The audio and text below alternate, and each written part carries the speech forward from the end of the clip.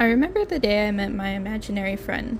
Not the exact day, of course. It was one of my earliest childhood memories, but I remember the events. There was a preschool program at the local Catholic church I went to. They had a large event space room with a horrible green carpeted floor. They would use the room for recess when weather didn't allow us on the small, perforated playground the church also had. I was running around this room one day, probably a bit too fast and recklessly, when I tripped over my own 2 feet. There was nothing on the floor to trip on. I remember turning my right hand over as I was getting up and seeing a large pool of blood in the center of my palm. I stared at it for a while. There was no pain, just the slow oozing pool, spreading, more blood than I had ever seen myself spill to that point. That's when I started crying. We washed my hand off at the drinking fountain and got my hand bandaged with a thick gauze in one of the church leader's offices. We never found out what pierced my hand. It was probably a loose thumbtack or something similar, but the fact we never found it always bothered me. I don't remember much else of that day. That was just one of the few parts of my early childhood that I got burned into my brain. Another lasting memory, though, was that night. I was having trouble sleeping again. Everything terrified me as a child, and my room at night was no exception. The energy just felt different. I would spend most nights totally covering my face to avoid opening them in the middle of the night and seeing a ghost or a ghoul. I got so used to this darkness that now, as an adult, I can't sleep without my eyes covered. The light on my eyelids wakes me up too easily. The stuffed animals I had around my room became some of the objects of my fear when nighttime came. I was afraid that if I looked at them too long, I would see their eyes move or blink. I remember having to turn the large tiger plush I had in the corner of my room one morning so that it wouldn't be staring at me anymore. One of the other things that scared me was the closet to the left of my bed. I was a side sleeper, and often my neck turned to that door. Maybe that's why it scared me. The thought of anything slithering out of nowhere and catch me unawares. It would have an easy time too. Opening the door wouldn't make much noise. Something was broke with the hinges and it never closed fully. There was always a little crack that could so easily be slightly pushed open. Many a night I would find myself making deals in my head with whatever I thought was in there to not attack. That I'd keep my eyes closed and let it roam the room, and it couldn't hurt me if I didn't see it. You can imagine then how paralyzed I was when I heard a knocking from that door at night. On some subconscious level, even that young, I knew my fears were irrational, that there wasn't really some goblin in my room or living dolls. But that tapping at the door changed all that. It was sharp, as if a finger with long nails was tapping on the wood. I was frozen. I had flipped myself over to stare at the closet after the first tap and was now unable to move. Fear had locked me into place. I wanted to scream as the door slowly creaked open. What came out shocked me. A large, long snout was pushing its way through. A black, dog-like nose surrounded by a bright orange fur. The fur continued down as more and more of the thing snaked out. The head was similar to that of a weasel or a ferret, only much larger. Massive, really. I couldn't understand how it fit in the closet. More of it slid out. The eyes were large and fully black, no pupils. But I could still somehow tell that it was looking at me. It continued out until its head was fully cleared. Stopping by the side of my bed, its long neck was still in the closet, and then it talked. "You've been a brave girl today, Holly." It flapped its lips in an exaggerated manner, like an old 3D video game. The words didn't match the flapping of the mouth at all. The voice that came out was androgynous. I stared at it. The bright orange fur reminded me more of a stuffed animal's fur, fuzzy and sticking up in areas, not bothering to look realistic. It didn't know what to say. Your hand. You were very brave today, it continued. I certainly didn't feel brave, both about the hand and about the situation I was in right now. Still at a loss for words, I simply nodded at the thing in the closet. I'm proud of you. Continue being brave, Holly. And that was it. It started to pull itself back into the closet, the door somehow closing as the last bits of the head receded into it. I had no idea what to think. Later, in the light of the morning, I threw open the closet door and found nothing out of the ordinary. I had no idea what to think. Life went on as normal for the next few years. I honestly put the whole night off as a weird dream until I saw it again. I was around 6 or 7 when my grandfather passed. Cancer.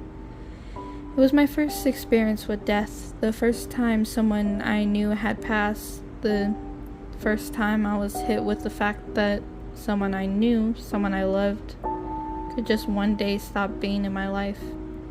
I cried for a week. It was one of those nights crying in bed when the creature came tapping on the closet door again. It snaked its way out like last time. I wasn't afraid. I knew what to expect now. Loss is difficult, it said in the strange voice, especially the first time. But you are brave, Holly. You will get through this. I sniffled. Thank you. I froze. The words stuck in my throat. What are you? Think of me as a guardian for children like you. You just help children? Yes, you are the only ones who can see me. It asked if I ever dreamed of anything, and it became real, mundane stuff. Like conversations or taking certain car trips or just a phrase a teacher or a friend would say in class. I say that I did, and it explained how children are more open to these kinds of mental things. How this phenomenon of deja vu will fade as I grow older, and as that goes, so will my ability to see this thing. It never told me its name. I called it the Fuzzit, due to its fuzzy and ferret-like appearance. It showed up throughout my childhood when I was alone and sad, to talk to me. It didn't always come from the closet either. I remember crying in the bathroom after my father had yelled at me, not getting good enough grades or something. He was a drunk. Only to hear tapping come from the window. Sure enough, the Fuzzit was there, its long orange body shooting up to the sky. I actually stuck my head out the window and looked up at the night. The body stretched up, and it was too dark to see if it rounded off to the roof or just continued into the sky.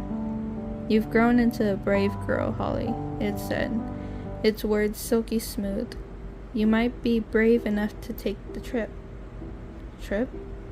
Yes, I can take you somewhere, a place where all brave children go.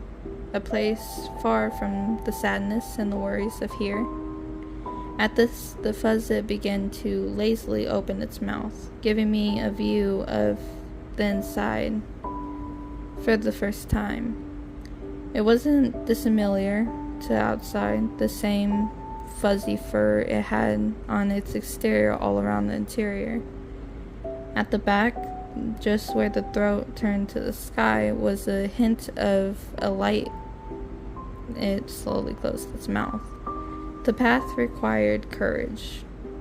I don't think I'm ready for that. The whole thing was starting to make me uncomfortable. The thing nodded. It's alright. One day you'll be able to do it. And then it was gone. I'd be tempted by that offer one time. The last time I would see Fuzzit. I was 16. My first love, my first heartbreak. It hurt so much. I thought I could be happy, and it was ripped away. I didn't want to feel this way, feel the sadness and emptiness. I didn't want to be me. I didn't want to get over it. I didn't want to be here. And that's when the tapping came at my closet again. It slid out of the darkness once more, completing its routine. I talked first. I'm ready. I want to go. It didn't reply. I swear I could see a faint smile at the edges of its mouth. It lazily opened its large mouth again and allowed me to get close once more. I looked down its throat at the fur all around the inside, same as the outside, just as dry, at the hint of white light in the back, glowing brighter the more I focused on it.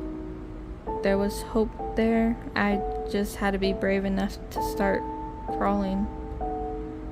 I was about to start when something caught my eye, a shifting in the air like the mirages you see above asphalt on a hot day. It started expanding. I couldn't look away, and before I knew it, the throat looked different. The walls of the throat were now wet, gummy flesh. The tufts of fur that shot out weren't fur at all. They became rows and rows of tiny sharp teeth, pointing down the thing's throat.